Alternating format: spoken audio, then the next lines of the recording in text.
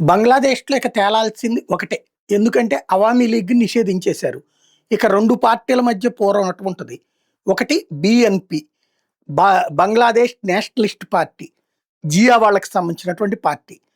అదే సందర్భంలో రెండవది జమాత్. ఏదైతే మత తీవ్రవాద సంస్థ, పాకిస్తాన్ అనుకూల సంస్థ. మొన్నటిదాకా హసీనా నిషేధించినటువంటి సంస్థ, నిషేధించిన రాజకీయ పార్టీ గూడా. ఇక్కడ గూడా జమాత్తులు ఉంటారు. ఆ పార్టీ ఈళ్ళిద్దరి మధ్యనే. ఈళ్ళిద్దరూ కలిసి పోటీ చేయాలని మొన్నటిదాకా జరిగినటువంటి ప్రచారం. బట్ వాళ్ళతో కలిసే ప్రసక్తే లేదన్నది ఆల్రెడీ బీఎన్‌పీ ప్రకటించున్నది. ఇప్పుడు అవామీ లీగ్ నిషేధం ఉంది. కాబట్టి ఇప్పుడు ఇద్దరి మధ్యనే పోరాటం అన్నమాట. జమాతా లేకపోతే ఈళ్ళు. అంటే పాకిస్తాన్ అనుకూల తీవ్రవాద భావజాలికమైనటువంటి జమాతా, లేదంటే బంగ్లాదేశ్‌తో హసీనా వ్యతిరేక, హసీనా బాధిత బంగ్లాదేశ్ నేషనలిస్ట్ పార్టీన. ఈ ఇద్దరిలో ఎవరో ఒకళ్ళు. జమాత్ వచ్చిందంటే అత్యంత ప్రమాదకరం మనకి. అవసరమైతే ఆ 7 సిస్టర్ స్టేట్సు, రత్సా ఇక విపరీతంగా కొనసాగుతుంది.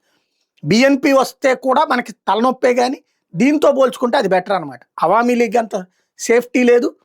జమాత్ అంత దరిద్రము లేదు. అది ఓవరాల్‌గా జరగబోయేది బంగ్లాదేశ్‌లో.